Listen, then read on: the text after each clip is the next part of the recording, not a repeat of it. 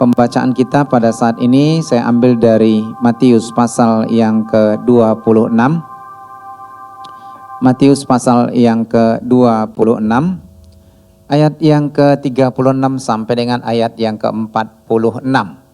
Jadi kelihatannya kita kembali pada masa-masa sengsara Tuhan Yesus. Matius pasal yang ke-26 ayat yang ke-36 sampai dengan ayat yang ke-46. Saya akan membacakan ayat yang ke-36, Bapak Ibu akan membaca ayat yang ke-37, kita akan membacanya secara bergantian. Judul dari perikop ini adalah di Taman Getsemani. Ayat yang ke-36, maka sampailah Yesus bersama-sama murid-muridnya ke suatu tempat yang bernama Getsemani. Lalu ia berkata kepada murid-muridnya, duduklah di sini, sementara aku pergi ke sana untuk berdoa.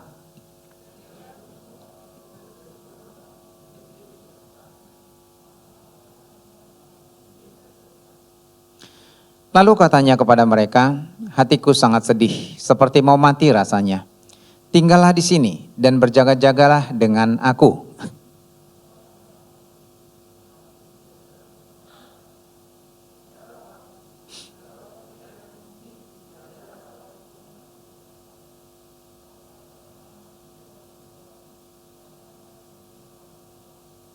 Setelah itu ia kembali kepada murid-muridnya itu dan mendapati mereka tidur.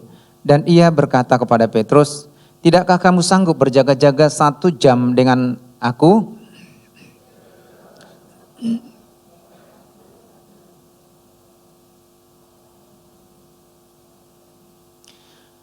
Lalu ia pergi untuk kedua kalinya dan berdoa katanya, ya Bapakku, jikalau cawan ini tidak mungkin lalu kecuali apabila aku meminumnya, jadilah kehendak-Mu.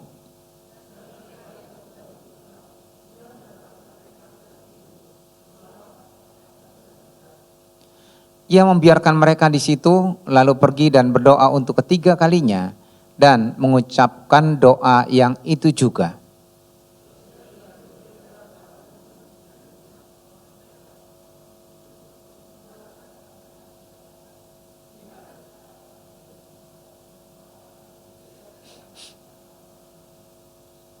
Bangunlah, marilah kita pergi, Dia yang menyerahkan aku sudah dekat. Bapak Ibu, minggu lalu bahkan mungkin 2-3 hari sebelum dan sesudah libur lebaran, daerah-daerah wisata dipenuhi oleh para pengunjung, ya.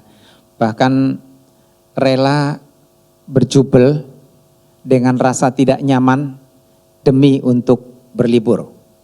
Minggu lalu gereja kita sangat sepi karena memang banyak yang berlibur. Nah, kalau berbicara tentang berlibur, maka bagi sekelompok orang berlibur itu adalah satu kebutuhan. Ya, satu kebutuhan.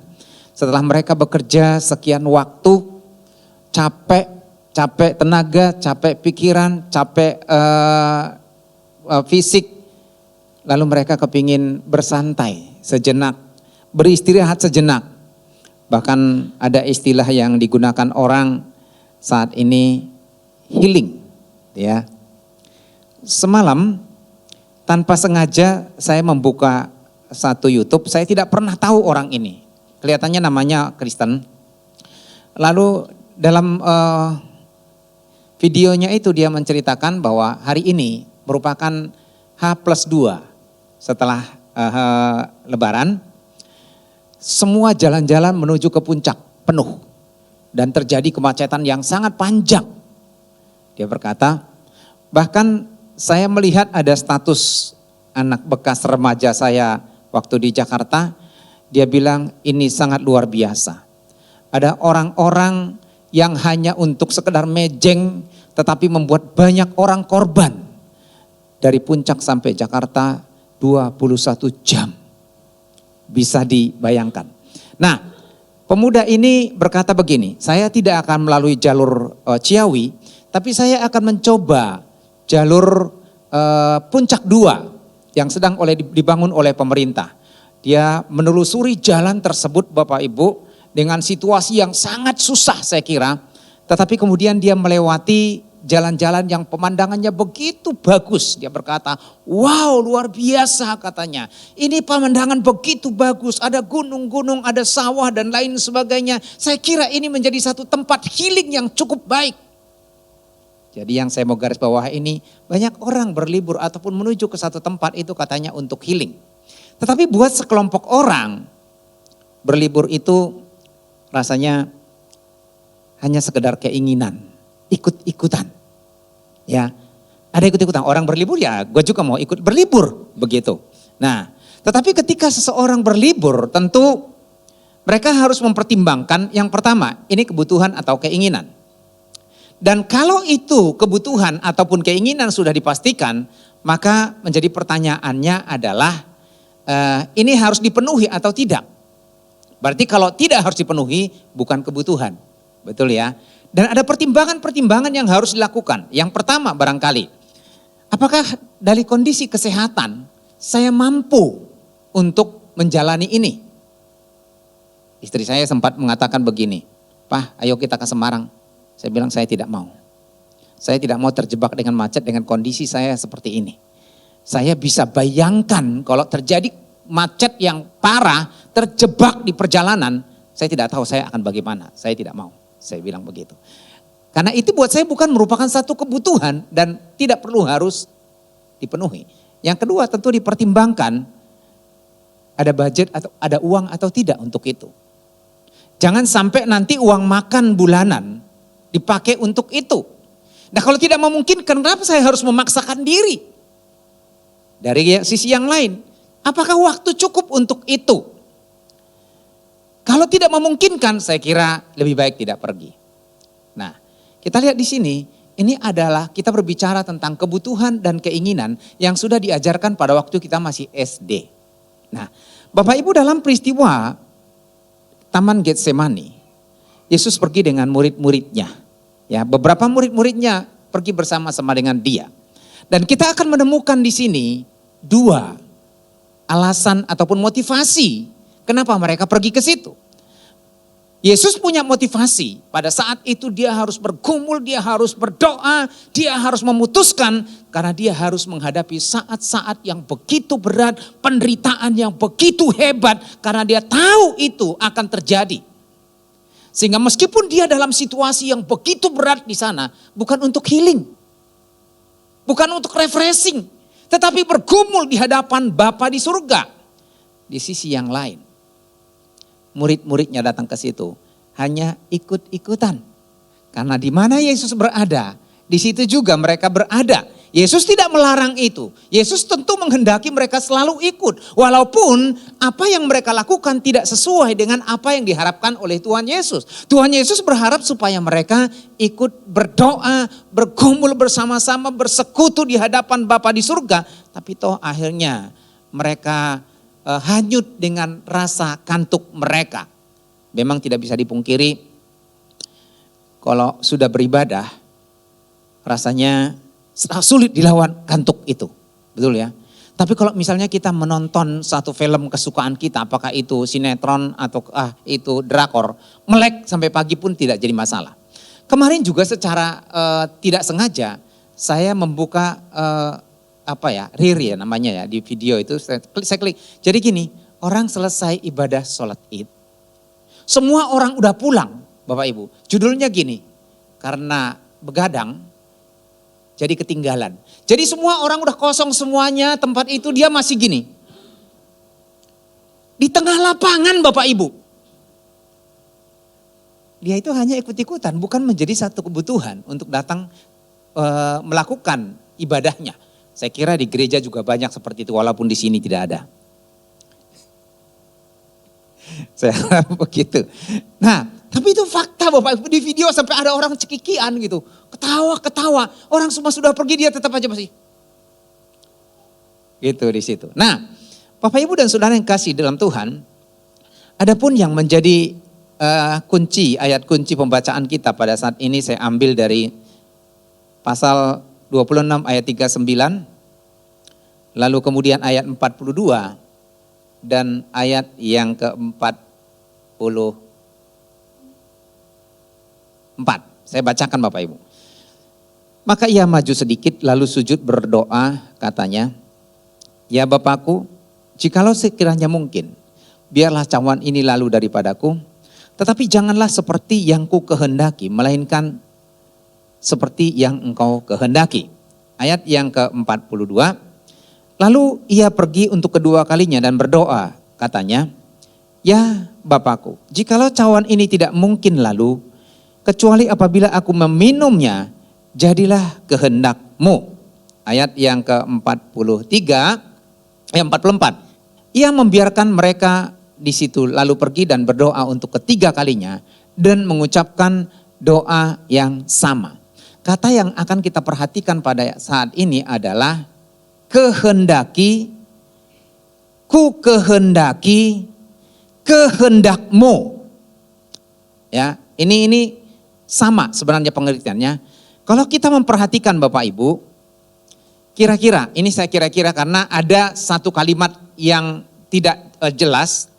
Kira-kira berapa kali Tuhan Yesus mengatakan kata ini? Ku kehendaki, kehendakku, dan kehendak-Mu. Berapa kali Tuhan Yesus? Lebih kurang berapa kali Tuhan Yesus berkata dalam ayat yang ke-39, ayat yang ke-42, dan ayat yang ke-44.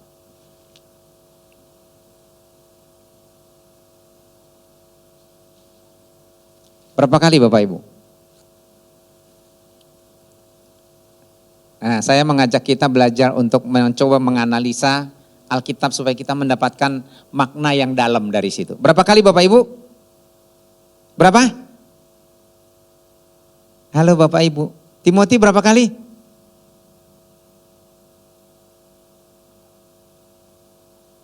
Hah? 6. Berapa kali Bapak Ibu? Wah, bingung nih Bapak Ibu. Berapa kali? Ayat 42 itu berapa kali? 39. 2 kali. Ayat yang ke-42. 1 kali, betul? Ayat yang ke-44. Mungkin 1 atau 2 kali. Karena doa yang sama juga diucapkan oleh Tuhan Yesus. Ya, karena di situ dikatakan, dan untuk ketiga kalinya, dan mengucapkan doa yang itu juga diulang-ulangin lagi. Dan di sini kita melihat ada satu peperangan antara kehendak Bapa dan kehendak Yesus sendiri yang akan menjalani, yang akan menghadapi penderitaan. Dan kalau kita melihat berbicara tentang kehendak, maka kehendak itu dipahami sebagai hasrat ataupun keinginan, ya, hasrat ataupun keinginan. Nah, kalau kita berbicara kembali apa yang diajarkan oleh guru kepada anak SD, maka dalam hidup kita itu kita selalu menghadapi 2 hal. Yang pertama adalah kebutuhan yang mau atau tidak mau, suka atau tidak suka harus terpenuhi, ya. Yang kedua adalah keinginan. Contoh misalnya, kita harus tidur, kita harus makan, tetapi jalan-jalan apakah itu wajib atau tidak?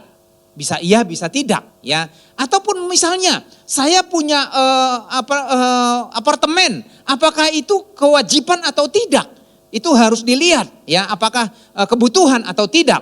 Nah, di sini Yesus sedang diperhadapkan dengan situasi yang begitu berat, tetapi di sana juga ada hasrat dan keinginan.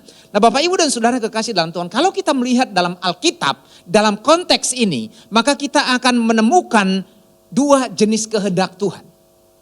2 jenis kehendak Tuhan.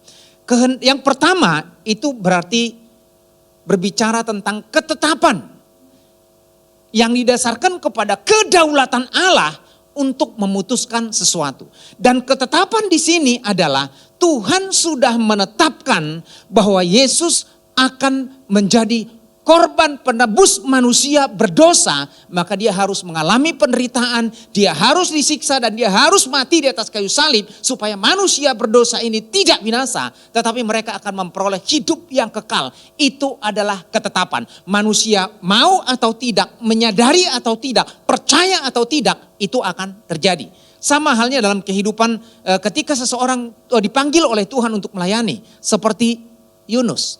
Tuhan menetapkan Yunus untuk pergi ke kota Niniwe supaya dia memperingatkan mereka bertobat dari dosa-dosa mereka. Apabila tidak, maka Tuhan akan menghukum mereka dan menghancurkan mereka. Tetapi apa yang terjadi?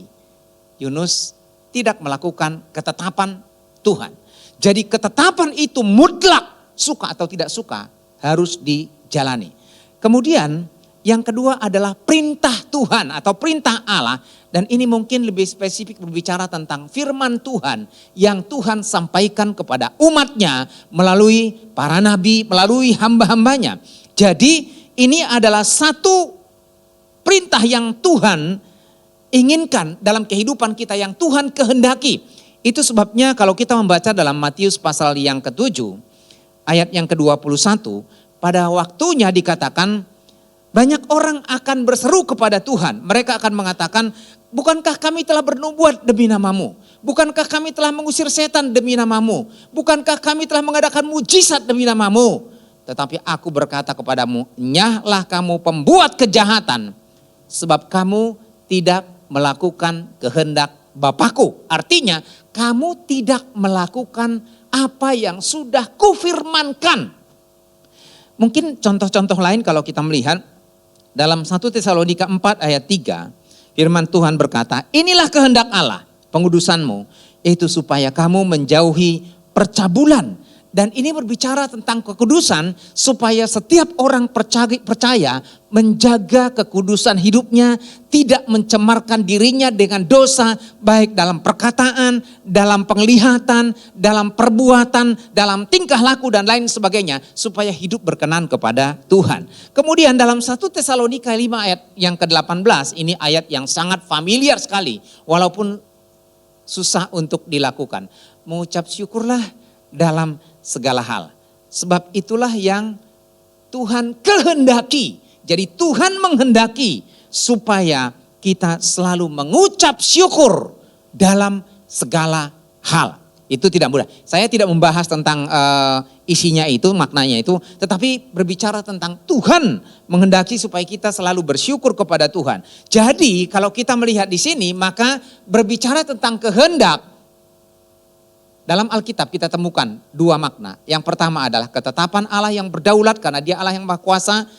Manusia suka atau tidak suka, sadar atau tidak sadar, percaya atau tidak percaya, itu akan terjadi. Yang kedua adalah perintah Allah yang harus kita lakukan walaupun lebih banyak kita gagalnya. Ya, lebih banyak kita gagalnya dalam hidup kita karena memang dalam diri kita terjadi peperangan antara roh dan daging, dan siapa yang lebih dominan maka itulah yang menang, dan kebanyakan daging kita yang menang karena kita tidak memiliki kehidupan roh yang kuat karena persekutuan kita dengan Tuhan mungkin sangat lemah. Bapak Ibu dan Saudara yang kasih dalam Tuhan, ketika Yesus mengucapkan kalimat tadi, Bapa, jikalau boleh, biarlah cawan ini lalu daripadaku. Tetapi bukan kehendakku, melainkan kehendakmulah yang jadi. Bapak Ibu, kata-kata ini bukan sekedar doa, kalimat yang indah, untayan kata-kata supaya menarik perhatian Bapa. Banyak seperti itu ya Bapak Ibu ya. Berdoa, wah supaya nanti indah didengar orang, tapi bukan didengar Tuhan. Ya, supaya indah kalimat-kalimatnya. Karena memang dalam ilmu berkhotbah pun saya pernah mempelajari, bahkan saya pernah melihat hamba Tuhan berkhotbah Bapak Ibu. Ya mungkin saya pernah berkata ini, kalau saya berkhotbah kan apa adanya, suara saya seperti ini cempreng gitu kan. Ya garing gitu kan. Tetapi orang itu suaranya memang garing, tapi dibuat kayak berbawa. Jemaat yang dikasihi oleh Tuhan. Kalau kita memperhatikan kebenaran firman Tuhan ini, maka ada banyak teguran yang Tuhan inginkan kita lakukan. Bisa dibuat-buat. Ya. Nah, tetapi doa Tuhan Yesus ini timbul dari hati yang terdalam karena pergumulan yang begitu berat yang sedang dihadapi. Karena dia akan diludahin, dia disiksa, dia dihina, dia dicaci maki, bahkan dia akan dicambuk dan penderitaan demi penderitaan sampai hembusan napas yang terakhir. Dia akan mengalami pergumulan yang begitu berat sehingga dalam tanda petik ada tawar-menawar antara Yesus dengan Bapaknya. Kalau berbicara tentang kehendakmu jadilah, maka kita akan menemukan banyak makna yang begitu dalam. Dan saya akan mengajak kita merenungkan 4 poin dari peristiwa ini. Bapak Ibu setuju Orang yang benar, orang yang berkenan kepada Tuhan. Ini saya pertegas dulu. Orang yang benar, orang yang berkenan kepada Tuhan, orang yang beriman pasti akan berkata, kehendakmu jadilah. Bukan emang gua pikirin atau kehendakku jadilah. Coba Bapak Ibu memilih. Yang pertama, kehendakmu jadilah, itu munya gede ya. Yang kedua, kehendakku yang jadi. Yang ketiga, emang gua pikirin. Pilih yang mana Bapak Ibu? Pilih yang pertama, coba angkat tangan Bapak Ibu. Jangan bunglon ya, tolong angkat tangan Bapak Ibu. Yang pertama, kehendakmu jadilah. Oke, jadi ini iman Bapak Ibu ya. Keyakinan dan iman, betul nggak Bapak Ibu? Kok ragu sih Bapak Ibu? Iya ya, kehendakmu jadilah. Saya kan mengatakan tadi orang percaya, orang benar dan orang beriman pasti akan berkata kehendakmu jadilah. Bukan jadilah kehendakku menurut keinginanku. Bukan gitu ya. Nah, kalau berbicara tentang kehendakmu jadilah, maka ada 4 poin yang akan kita renungkan di sini. Yang pertama adalah, itu berarti kita sedang berbicara, aku akan mengesampingkan egoku dan keinginanku sendiri. Aku akan mengesampingkan egoku dan kepentingan diriku sendiri. Nah, menyadari bahwa Yesus akan menderita sebagai manusia sejati, karena Yesus adalah manusia 100% dan dia adalah Allah 100%. Ini selalu menjadi masalah buat orang lain yang tidak percaya kepada Tuhan. Bagaimana mungkin Allah menjadi manusia? Betul memang Allah menjadi manusia. Apakah sulit bagi dia? Lalu apakah ketika Yesus menjadi manusia surga menjadi kosong? Tidak, karena Allah tidak dibatasi oleh ruang dan waktu. Dia adalah Allah yang Maha Kuasa dan dia bisa hadir di mana-mana. Dan kita melihat di sini ketika dia menyadari bahwa secara tubuh, secara fisik dia akan menderita. Jangankan dipaku Bapak Ibu. Pasang mahkota duri. Kadang-kadang mungkin kita bisa melihat orang pasang ketika Paskah ataupun perayaan orang pakai mahkota duri. Ya itu hanya anyaman biasa, ya mainan begitulah hanya sebagai simbol. Tapi kalau berbicara tentang mahkota duri itu duri-durinya itu sangat tajam Bapak Ibu. Panjang-panjang. Itu kalau Bapak Ibu mungkin pernah tahu pohon jeruk yang berduri, itu kan pohon durinya itu masih jarang-jarang ya, agak besar. Nah kalau ini Bapak Ibu bisa sampai segini-segini itu. Saya nggak tahu apakah masih ada, waktu itu saya ngelihat ada di tempat, di daerah bukit Taman Getsemani, waktu Yesus mengajarkan doa Bapa Kami ada satu pohon itu Bapak Ibu. Dan itu memang bisa dianyam dan dimasukkan cep, nancep Bapak Ibu. Dipaku kedua tangannya, lambungnya ditusuk dan sebagainya. Dia tahu penderitaan itu akan terjadi. Yang menjadi pertanyaannya adalah, apakah Yesus tidak mampu untuk melepaskan diri dari situ? Dia mampu melepaskan diri dari situ kalau menurut egonya. Apakah orang-orang yang mengasihi dia, apakah orang-orang yang peduli dengan dia juga tidak menginginkan dia untuk terbebas dari penderitaan, hinaan, cercaan ini? Saya kira semua orang menginginkannya. Apakah mereka tidak pilu melihatnya? Sekarang ini Bapak Ibu lagi sedang viral satu kisah di mana anak pejabat dari kepolisian menganiaya salah seorang mahasiswa. Tahu ya Bapak Ibu ya? Yang nggak tahu ya sudah nggak usah. Tapi yang jelas memang bukan rahasia lagi. Mudah-mudahan sekarang udah enggak. Bukan rahasia lagi. Ada begitu banyak pejabat dari dulu khususnya mereka dari misalnya kepolisian dan tentara. Saya ngalamin itu dari dulu. Kalau bapaknya misalnya punya jabatan itu, ada istri dan keluarganya itu patentengan. Kalau orang Batak bilang anggar jago, merasa diri hebat, jadi di mana-mana itu dadanya dibusungkan begitu ya. Emang siapa loh? Bapak gua tentara, bapak gua polisi gitu. Nah, ini sampai bapaknya juga nonton itu, lagi anaknya itu dijeduk-jedukin di aspal atau semen itu. Dan itu sedang lagi viral sekarang. Nah. Lalu ibunya dalam wawancara TV mengatakan siapa yang tidak hancur hatinya anaknya diperlakukan seperti itu. Itu baru bukan baru ya. Itu dijedukin lalu dipukulin, ditendang kepalanya. Itu orang tua pasti pilu. Bisa kita bayangkan bagaimana Maria juga melihat Yesus diperlakukan seperti itu. Itu melihat Apakah dia tidak menginginkan untuk Yesus melepaskan diri? Apakah Maria tidak mau berteriak? Kenapa engkau tidak melepaskan diri? Saya tahu engkau bisa, saya tahu engkau sanggup. Gak usah dikatakan, Yesus sanggup melakukan itu. Tetapi justru dia mengesampingkan dan melupakan keinginannya, egonya. Itu sebabnya dia berkata, ya Bapa, bukan kehendakku. Karena kehendakku, aku mau lawan orang ini. Satu kata saya ucapkan, mereka akan ludes dan habis semua binasa. Saya hanya petik jari, mereka akan habis tumbang semua. Tetapi bukan itu yang aku inginkan. Hanya engkau yang menginginkan semua ini terjadi. Aku mau taat, aku mau tunduk Bapa. Jangan seperti yang engkau kehendaki. Tetapi seperti yang jangan seperti yang ku kehendaki, tapi seperti yang kau kehendaki. Nah Bapak Ibu, saya kira situasi ini bukan hal yang mudah. Apalagi itu penderitaan dan siksaan. Saya kasih contoh, mungkin saya kasih tahu pernah pengalaman ini terjadi dari kecil saya sampai remaja. Jadi di kampung saya dulu persembahan, kantong persembahan itu ya, awalnya saya bingung. Ada jemaat kalau ngasih persembahan, itu ngasih pulpen, ngasih peniti.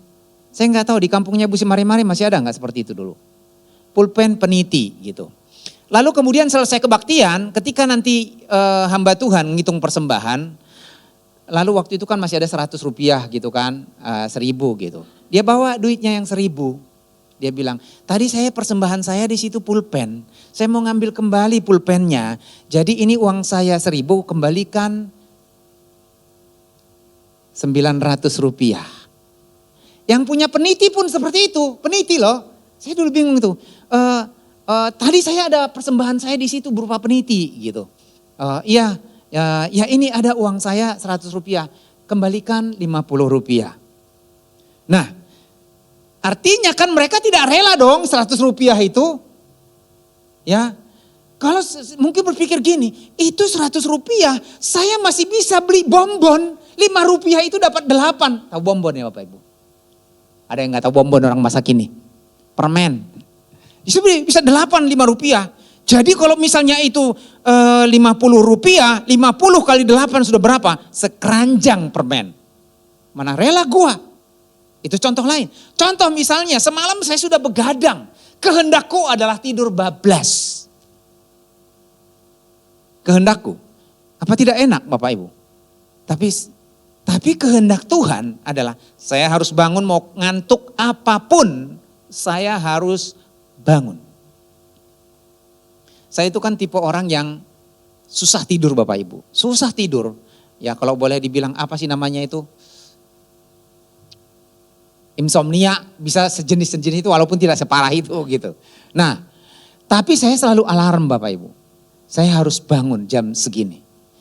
Ketika bangun Bapak Ibu rasanya kepala itu gak enak, badan itu rasanya gak enak. Tapi mau tidak mau suka atau tidak suka. Kehendakku sih masih terus tidur selimutan. Itu baru masalah tidur Bapak Ibu. Ya masalahnya. Tapi bagaimana Yesus yang mengalami penderitaan yang begitu hebat. Tapi justru dia berkata, kalau boleh saya pakai bahasa Indonesia yang sederhana. Tuhan, aku akan mengesampingkan keinginanku, aku akan mengesampingkan harapanku, aku akan mengesampingkan perasaanku, hasratku aku akan kesampingkan. Tetapi benar-benar kehendakmu jadilah, keinginanmu jadilah. Rasanya ini sangat berat kalau kita praktekkan dalam hidup kita. Tetapi itulah kebenaran firman Tuhan. Yang kedua, ketika Yesus mengucapkan kata-kata ini lebih kurang 4-5 kali. Bukan kehendakku, melainkan kehendakmu. Artinya bahwa hidup ini hanya milikmu, bukan milikku. Ya, hidup ini bukan milikku, tapi milikmu. Kalau ungkapan Tuhan Yesus menjadi ungkapan kita, rasanya ini tidak masuk akal. Orang hidup aku yang ngejalani kok. Iya kan? Nah, tetapi kalau kita memperhatikan kebenaran firman Tuhan yang meneguhkan ini, Rasul Paulus mengatakan dalam Galatia, namun aku hidup, tetapi bukan lagi aku sendiri yang hidup. Artinya bukan aku lagi sendiri hidup. Keinginanku, harapanku, hasratku itu nothing. Nol sama sekali. Jadi ketika Yesus berbicara, bukan kehendakku, artinya bahwa harapanku, keinginanku, hasratku saat ini nol, nothing. Aku akan buang itu semua keinginan itu. Karena kalau aku mempertahankan keinginan itu, maka tujuan dan rencana Bapa untuk menyelamatkan manusia berdosa tidak akan terjadi. Semua manusia akan binasa. Makanya Bapak Ibu, kalau berbicara tentang hidupku bukannya aku lagi, melainkan Kristus yang hidup dalam aku. Artinya Kristuslah yang menjadi pemilik hidupku, yang berkuasa atas hidupku, yang mengatur hidupku, yang mengontrol hidupku, dan terus bergerak dalam otoritas Tuhan. Dan ini sudah dilakukan oleh Yesus terlebih dahulu. Kalau kita membaca di dalam Filipi pasal 2 ayat 6 sampai 8, firman Tuhan berkata, walaupun dalam rupa Allah, ia telah mengosongkan dirinya sendiri dan mengambil rupa seorang hamba dan menjadi sama dengan manusia. Jadi dia adalah Allah mengosongkan dirinya. Jadi tidak ada lagi dia melibatkan kealahan. Tidak membawa-bawa sifat kealahannya, kemahakuasaannya, otoritas yang dia punya. Tapi dia mengambil rupa menjadi seorang hamba. Seorang hamba artinya tidak punya hak atas dirinya sendiri. Tetapi hidupnya adalah milik majikannya. Pemiliknya adalah tuannya sendiri. Dan itu sebabnya kalau berbicara tentang menjadi orang percaya, kadang-kadang mungkin enak kita nyanyi. Hidupku bukannya aku lagi, tapi Yesus dalamku. Tetapi apakah kemudian ketika kita berbicara nothing, saya itu, I am nothing. Itu merupakan perintah, harapan, firman yang tidak masuk akal. Tetapi itu adalah kebenaran firman Tuhan. Mengosongkan diri. Memang kalau kita menyadari Bapak Ibu dalam hidup kita, tanpa Kristus hidup kita tidak ada apa-apanya. Kita akan binasa. Tanpa Tuhan maka kita tidak ada apa-apanya. Itu sebabnya kalau orang menyadari ini, maka mereka tentu akan melakukan yang terbaik buat Tuhan. Dan menganggap diri mereka itu hanya sebagai hamba alatnya Tuhan. Makanya Rasul Paulus mengatakan dalam 2 Korintus 12 ayat 11, sungguh aku telah menjadi bodoh. Tetapi kamu yang memaksa aku. Sebenarnya aku harus kamu puji, karena meskipun aku tidak berarti sedikit pun, namun di dalam segala hal aku tidak kalah terhadap rasul-rasul yang luar biasa itu. Jadi memang kalau kita tahu latar belakang Rasul Paulus, dia kan bukan dari 12 rasul. Sehingga ketika dia menjadi percaya, menjadi pengikut Yesus, ada banyak orang meragukan kerasulannya. Bahkan para murid yang lain pun awalnya meragukan kerasulannya. Tetapi justru dalam pelayanannya, dia mengaku sendiri, aku tidak kalah seperti rasul-rasul itu. Karena dia punya penyerahan secara total, dia menyadari bahwa yang ada dalam hidupnya sekarang bukan Kristus, bukan Paulus yang lalu, bukan Saulus, tetapi Kristus yang hidup di dalamnya. Maka dia berkata, hidupku ini, I am nothing. Tetapi di sisi yang lain tentu, ketika kita mengakui bahwa kehebatan Tuhan, pertolongan Tuhan, anugerah Tuhan, itulah yang membuat kita berharga. Di sisi yang lain ada pengertian yang lain secara negatif. Jadi ada secara negatif, ada secara positif. Kadang-kadang begini, kalau kita disuruh melayani, pasti ada yang akan berkata, saya tidak bisa, yang lain saja. Atau mungkin kita disuruh ambil bagian, apakah itu secara dana, secara waktu atau tenaga. Selalu kita berkata, saya tidak bisa. Padahal sebenarnya bisa. Tetapi karena tidak mau, tidak rela.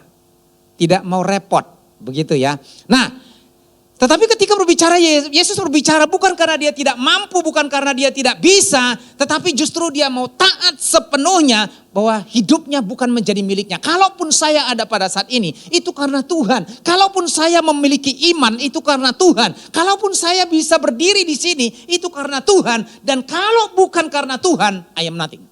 Saya tidak ada apa-apanya. Saya bisa tinggal di rumah, itu karena kemurahan Tuhan. Saya masih bisa berjalan, itu karena kemurahan Tuhan. Saya bisa menikmati hidup ini dan segala sesuatu karena kemurahan Tuhan. I am nothing. Itu sebabnya apapun yang sebenarnya Tuhan inginkan dalam hidup saya, maka saya akan lakukan karena semua karena Tuhan. Amin. Walau itu berat ya. Ya, hidup kita bukan milik kita lagi. Hidupku bukannya aku lagi, melainkan Kristus yang hidup dalam aku. Yang ketiga, supaya enggak terlalu panjang ya Bapak Ibu ya. Ketika Yesus berbicara bukan kehendakku, melainkan kehendakmu yang jadi. Itu artinya fokusnya hanya kepada rencana Tuhan. Ya, fokusnya hanya kepada rencana Tuhan. Ketika dinubuatkan dari perjanjian lama, sejak Adam dan Hawa jatuh ke dalam dosa, Tuhan sudah menubuatkan bahwa Sang Juru Selamat akan lahir. Ya, Bapak Ibu bisa membaca di dalam Kejadian pasal 3. Keturunan perempuan ini akan meremukkan kepala ular ini. Itu menubuatkan tentang Yesus. Ya, yang akan merebukkan kepala setan dan iblis. Lalu kitab Nabi Yesaya menggambarkan bahwa seorang anak akan lahir. Dia akan menjadi raja. Pemerintahan akan ada di tangannya. Bahkan juga kitab-kitab yang lain menubuatkan bahwa dia akan lahir di kota Daud. Dan dia akan dilahirkan oleh seorang dara di kota Daud. Itu adalah nubuat-nubuat. Dan Yesus sebagai Allah yang menjelma menjadi manusia, tahu persis rencana Bapa. Bahwa dia lahir, dia mati, dan dia disalibkan, bangkit kembali dan naik ke surga. Itu adalah rencana Allah Bapa. Nah, itu sebabnya proses yang akan dihadapi pada saat ini adalah menjalani rencana Bapa, mengikuti rencana Bapa dari penderitaan yang begitu serius dan berat. Bapak Ibu, orang kan kalau pergi ke Yerusalem, saya tidak, karena kan belum tentu orang pergi ke sana itu pergi ke Via Dolorosa. Walaupun ini hanya tradisi, saya tidak yakin persis betul itu jalan salib yang dilalui oleh Tuhan Yesus ketika dia memikul salib. Tapi itu digambarkan 14 stasi, 14 apa sih stasi bahasa sederhananya? Apa ya? Ya pokoknya 14 tempat gitu. Dimulai dari tempat pertama itu Yesus diserahkan salib itu untuk dia pikul gitu. Awalnya Bapak Ibu karena saya cuma pimpin rombongan, biasalah gitu kan. Pimpin rombongan sibuk sana sini, saya pikir ya udah biasa aja itu gitu. Tapi satu saat saya mencoba untuk merenung Bapak Ibu. Saya tidak mau bicara, saya tidak mau banyak ngomong, lalu hanya guide yang bicara, saya cuma mengikuti prosesi itu. Ya karena memang banyak orang yang mengikuti prosesi itu, apalagi zaman sekarang. Prosesinya kalau dulu belum ada istilah selfie dan foto, itu itu pun sudah ada selfie dan foto itu untuk pikul salib gitu. Nah, dulu sekira ada orang yang hanya ikut-ikutan ngelihat oh seperti ini gitu. Nah, satu kali saya mencoba mengikuti secara serius Bapak Ibu. Saya mencoba membayangkan masuk dalam prosesi jalan salib. Mulai dari stasi pertama. Bapak Ibu saya menangis. Bisa membayangkan penderitaan, hinaan, cercaan yang dialami oleh Yesus. Itu belum sampai disalibkan itu. Ya. Itu pilu sekali Bapak Ibu. Tapi di sisi yang lain, ini saya tidak lagi terlibat dengan hati dan pikiran, karena saya mimpin orang 45 orang Bapak Ibu. Ada yang berantem, saya pernah cerita ini, berantem kenapa?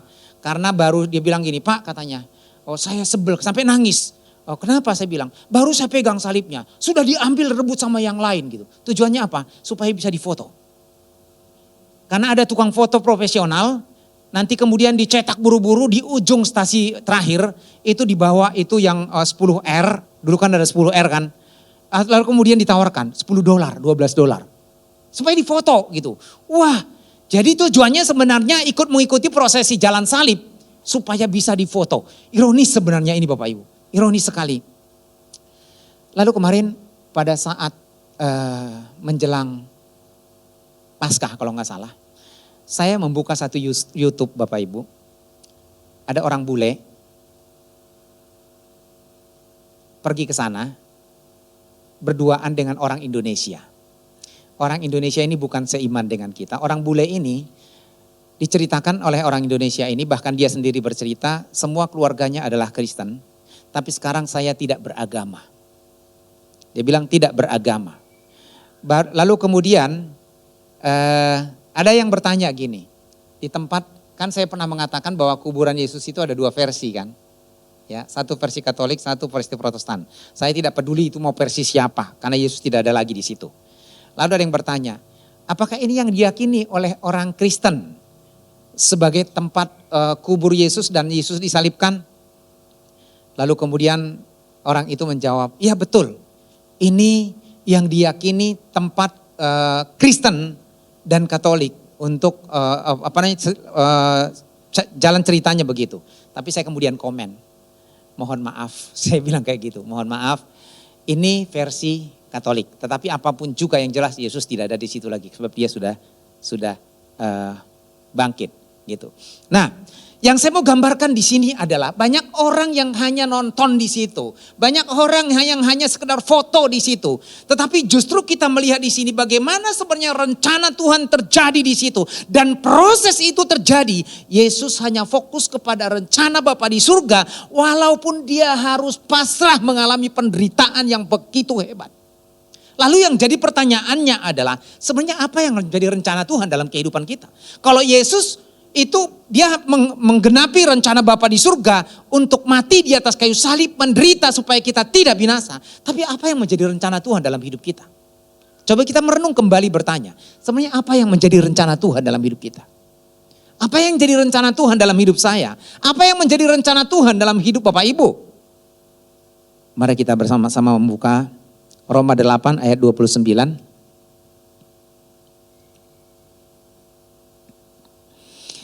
Roma 8 ayat 29. Kita baca sama-sama. 3, 2, 1.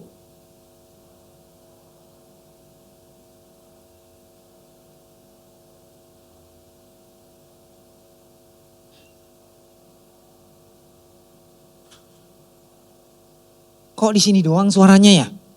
Di sini Bapak Ibu, biar berimbang nanti timpang loh. Ya, kita baca sekali lagi, 3, 2, 1. Sebab semua orang yang, stop dulu.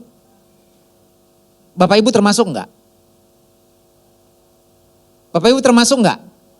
Yakin? Benar? Oke, kita ulang sekali lagi. 3, 2, 1.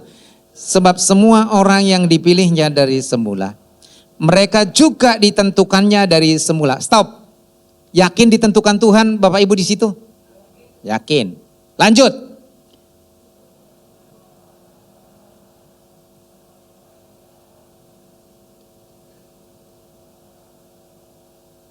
Jadi dari sini sebenarnya apa rencana Tuhan dalam hidup kita? Halo Bapak Ibu. Dari ayat ini, sebab semua orang yang dipilihnya, sebab semua saudara dan saya, dari semula, kita yang ditentukannya dari semula, rencananya apa? Menjadi serupa dengan gambaran anaknya. Apakah ini gambarannya secara fisik? Kita nggak tahu persis Yesus seperti apa. Itu kan foto-foto itu hanya lukisan Bapak Ibu. Makanya Bapak Ibu yang punya lukisan Tuhan Yesus nggak usah berdoa di depan gambar itu ya.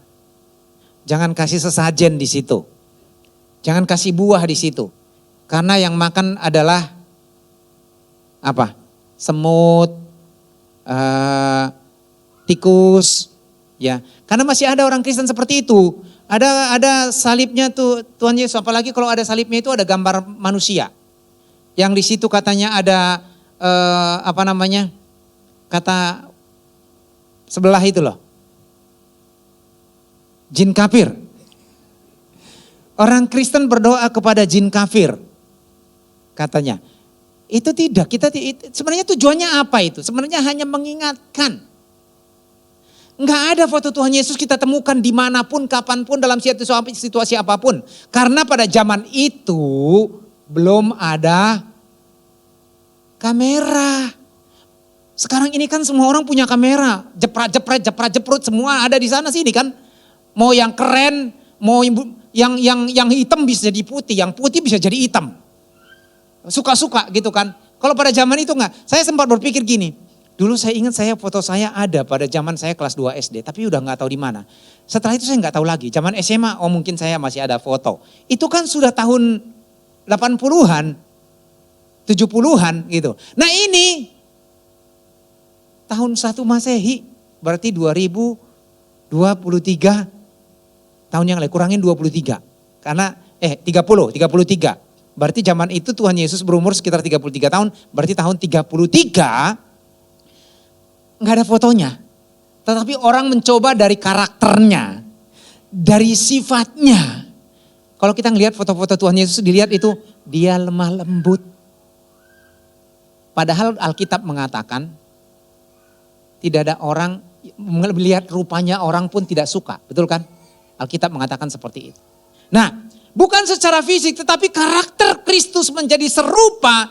Apakah betul kita masih menyadari fokus kepada rencana Tuhan dalam kehidupan kita? Saya mengatakan mayoritas tidak. Kenapa? Karena kebanyakan orang Kristen mereka datang ke gereja bukan mau menjadi serupa seperti gambaran Yesus Kristus. Tapi mereka menjadi serupa seperti pendeta. Mereka ingin menjadi kaya. Mereka kepingin jadi sukses. Mereka kepingin terkenal. Mereka kepingin pamer dalam kehidupan mereka. Makanya banyak suku-suku tertentu kalau mereka ke gereja supaya mereka dihormati, supaya mereka dihargai, mereka pakai pakaian yang paling bagus, mereka pakai jas, lalu kemudian pakai emas di mana-mana, antingnya di mana-mana.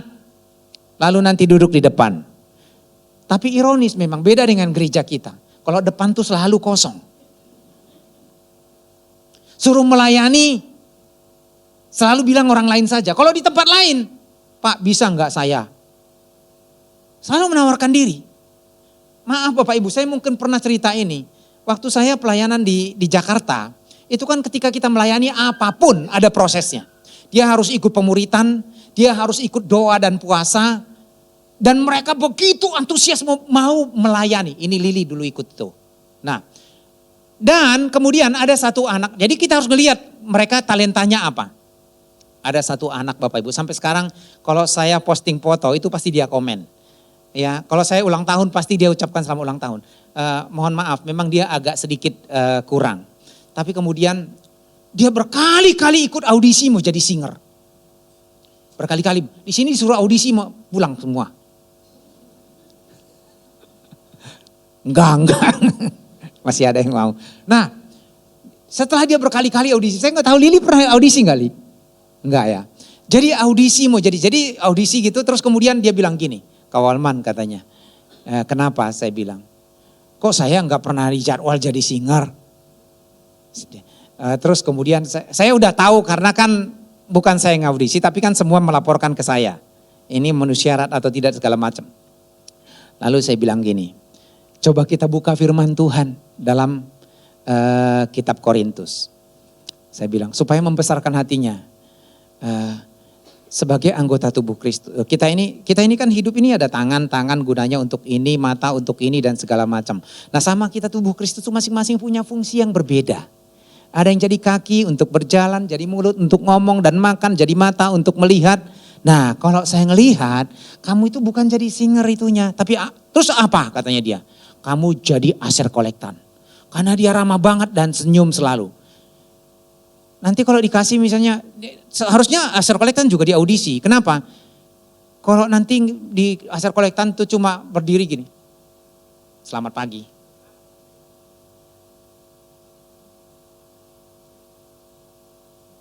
Kantong persembahannya.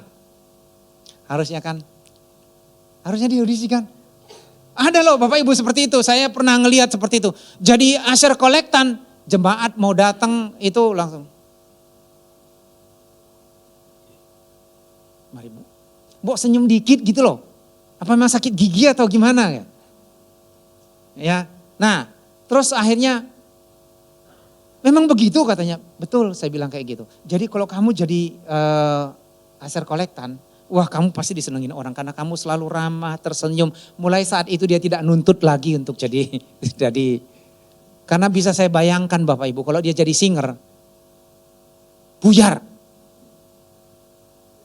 Lagunya misalnya gini, bersama malaikat di surga. Dia nyanyinya gini, bersama malaikat di surga.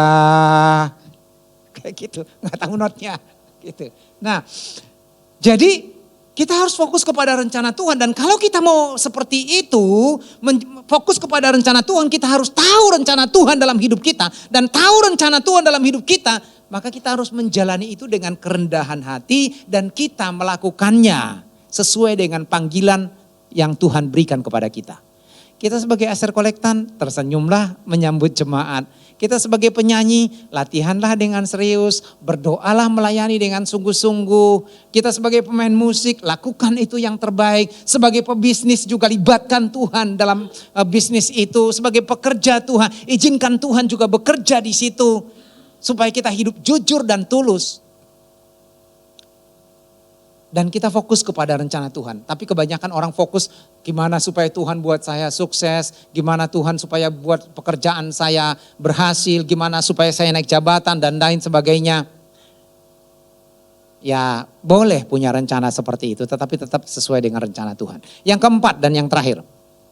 Ketika Yesus berbicara tentang ya Bapa bukan kehendakku melainkan kehendakmu jadilah. Itu mengandung konsekuensi yang berat.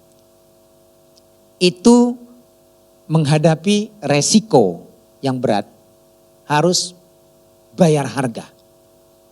Jadi ketika dia mengatakan bukan kehendakku melainkan kehendakmu, itu artinya berarti kehendak Bapa yang jadi itu artinya apapun yang akan terjadi, aku akan jalani, aku akan taat, aku akan siap untuk itu semuanya.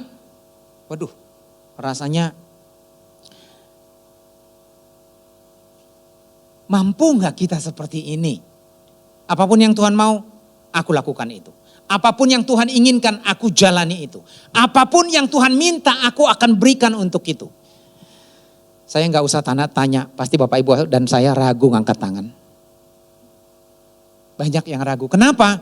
Karena itu menyangkut kepentingan pribadi. Itu menyangkut ego, itu menyangkut kesenangan, itu menyangkut zona nyaman. Zona nyaman Tuhan Yesus pada waktu itu tidak usah terjadi. Kalau boleh biarlah cawan ini lalu daripadaku tetapi bukan kehendakku. Artinya aku siap menghadapi resiko, aku siap menerima konsekuensi, aku siap bayar harga. Dan harga yang harus dia bayar adalah penderitaan, siksaan, hinaan, dicaci maki, ditombak, dipaku, bahkan disalibkan dan mati.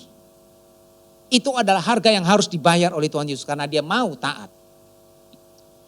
Tetapi buat orang yang percaya, kita memang tidak akan disalibkan. Tetapi Yesus mengatakan barang siapa mengikut aku, ia harus menyangkal diri dan memikul salib. Artinya rela menderita demi nama Tuhan oleh karena Kristus. Bahkan dalam ayat firman Tuhan dalam Lukas pasal yang ke-14 ayat 26 berkata, jikalau seorang datang kepadaku, ya, dan ia tidak membenci bapaknya, ibunya, istrinya, anaknya, anak-anaknya, saudaranya laki-laki atau perempuan bahkan nyawa sendiri, ia tidak dapat menjadi muridku. Ini ayat ini ada disalah tafsir oleh sebelah. Karena menjadi orang Kristen katanya harus membenci saudara. Dari ayat ini. Karena Yesus memang mengatakan di sini, jikalau seorang datang kepadaku dan ia tidak membenci bapaknya, ibunya, istrinya, anaknya, saudara laki-laki atau perempuan, bahkan nyawanya sendiri, ia tidak berkenan kepadaku. Jadi sebelah itu menafsirkan menjadi orang Kristen harus benci kepada saudaranya, kepada bapaknya, kepada ibunya, kepada anak-anaknya, dan lain sebagainya. Bukan itu maksudnya. Tuhan menginginkan supaya kita menjadikan dia sebagai prioritas dalam kehidupan kita, bahkan dengan nyawa kita sendiri. Bukan membenci maksudnya. bukan menolak ataupun membuang nyawa kita sendiri, bukan itu maksudnya. Tetapi kita tetap menempatkan Tuhan di atas segala sesuatu, itu menyangkut juga harga yang harus kita bayar, konsekuensi yang harus kita bayar. Lalu ada ayat yang sangat familiar sekali Bapak Ibu, yang banyak dikutip. Orang Kristen memang senang dengan ayat ya. Ya, ayat ya. Coba Bapak Ibu buka, coba dari belakang dibuka. Bapak Ibu ingat enggak ayat ini Bapak itu? Ibu, marilah kepadaku hai kamu yang berbeban berat. Ada yang ingat enggak Bapak Ibu di mana ayat ini? Matius berapa Bapak Ibu? 28 ayat 18. Wah pintar, berarti lulus nih pemuritan. 18. Ayat berapa? Matius 28 ayat berapa Bapak Ibu? Nggak ketemu ya? Halo? Ada yang ingat nggak? Kemudian ada ayatnya juga gini. Pikullah kuk yang kupasang dan belajarlah kepadaku. Nggak ketemu ya Bapak Ibu? Ya udah PR di rumah. PR. Tapi di gini, itu dikutip oleh banyak orang Kristen. Mereka mengatakan begini, marilah kepadaku semua yang letih lesu dan berbeban berat. Aku akan memberikan kelegaan kepadamu. Nah, ini bisa dimanipulasi Bapak Ibu. Mari kamu yang berbeban berat, yang letih lesu, kamu yang punya penyakit, kamu yang punya masalah, kamu yang punya pergumulan, yang keuanganmu sedang berat dan kemudian pergumulanmu sedang berat sekali. Datang kepadaku, hai mari. Aku akan memberikan kelegaan kepadamu. Cukup sampai di situ. Amin. Yang lemah. Matius berapa Li?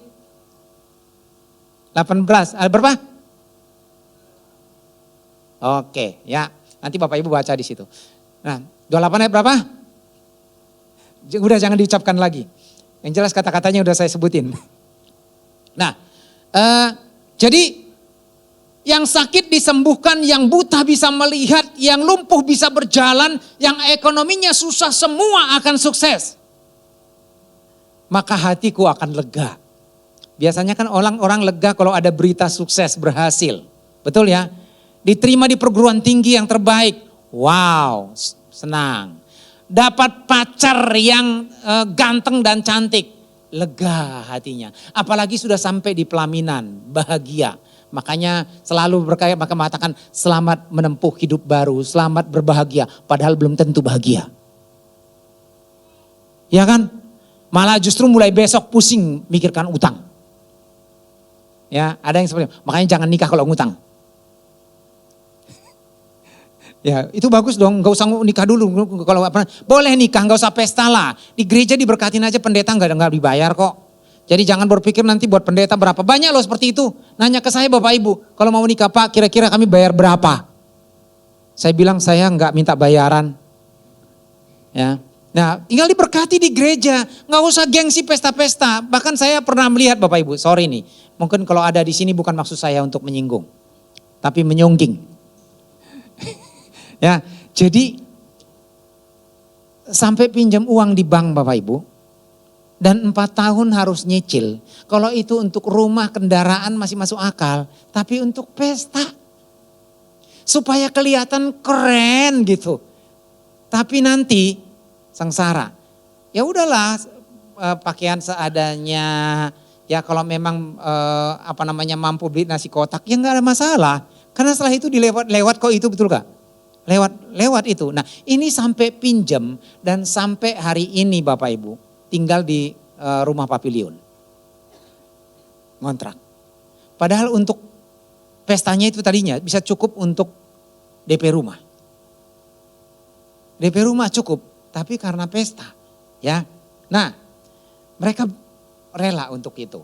Nah, tetapi justru ayat selanjutnya adalah, kalau Bapak Ibu sudah tahu ayatnya tadi, lanjutkan. Lihat lagi, jangan ditunjukkan lagi ya di situ, jangan. Bapak Ibu udah tahu kan di mana kan? Sudah ya. Lanjutkan bagian kedua. 3, 2, 1. Pikullah dan belajarlah padaku.